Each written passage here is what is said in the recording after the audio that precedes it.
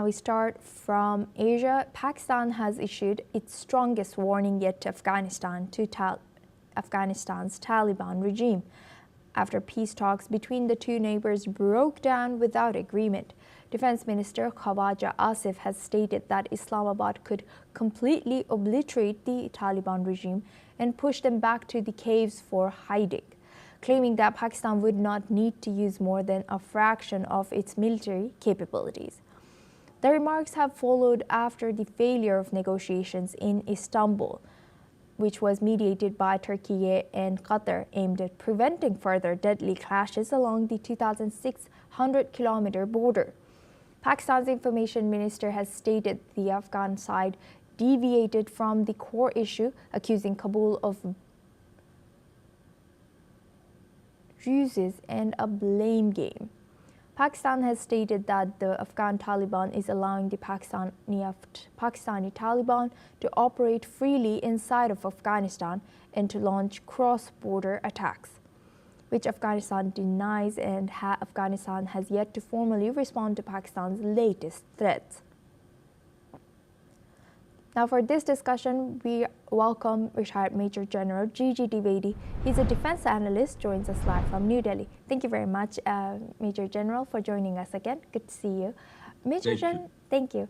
Major General, looking at this, now this is a further escalation, and how might Pakistan's escalating rhetoric towards this situation, and also their claims of Pakistan would not have to use much of their military force to push Taliban back to hiding in caves.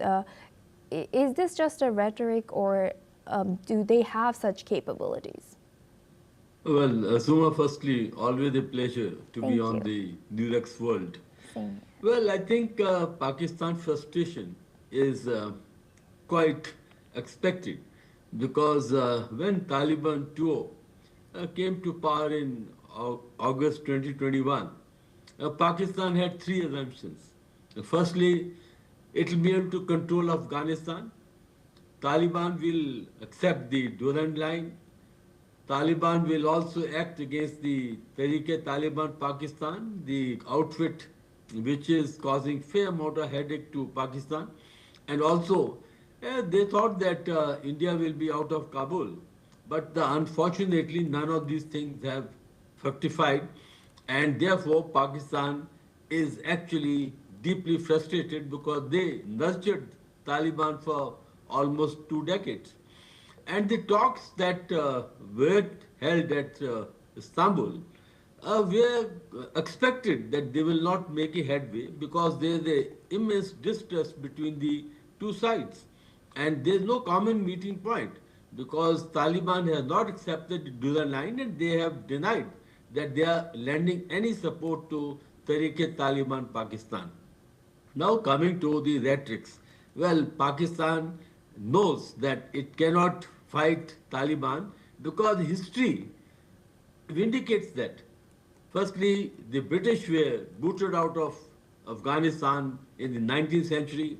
Then Russians also met the same fate in 1980s, and then Americans also had to exit in August 2021. So therefore, no one has been able to fight out Taliban, and Pakistan army doesn't have a chance, because they are only boasting on the air power, but Taliban are very battle hardened, and they will fight on the ground, and Pakistan army has no chance to face Taliban.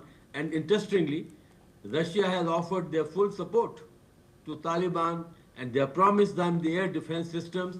That's one area which Taliban lacks. Once they have the suitable air defense system, I think, to the best of my understanding, Pakistan will come on the terms and negotiate with Taliban on the terms, because Pakistan doesn't have the capacity to fight Taliban. And also, they have number of other fronts. They are having problem in POK, they are having problem in Baltistan, and therefore how many fronts they can fight. And also Tehrik-e-Taliban Pakistan is also active. So I don't think that Pakistan has the capacity to take on Taliban, I think they will come to terms, and this is just a rhetoric, Suma.